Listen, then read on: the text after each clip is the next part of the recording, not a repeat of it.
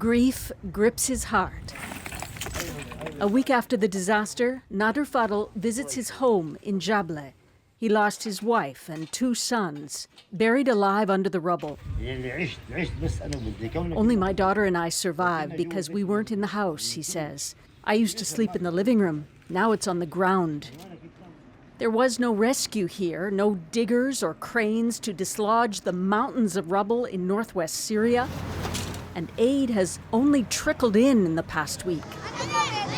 A camp at a school in Aleppo offers temporary shelter for some families, but the enduring trauma from more than 10 years of a brutal civil war makes recovery all the more difficult. A crisis within a crisis where they continue to face complex situation of displacement, of fear, and extreme cold weather.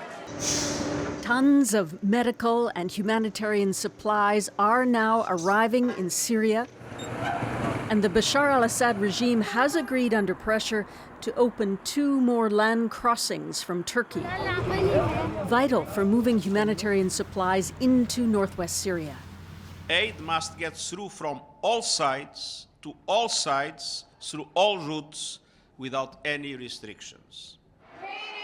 Guterres appealed for nearly $400 million US for Syria. While millions already rely on food aid from the WFP, more is needed, including cooperation amongst warring factions. Out of northwest Syria, we work on the basis of negotiating access. So in order to have the trust of all of the parties to the conflict to allow the food to continue to coming in, we have to negotiate that.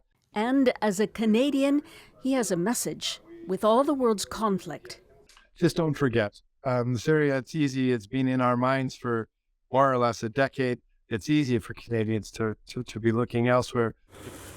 But Syrians are facing more misery. Susan Ormiston, CBC News, London.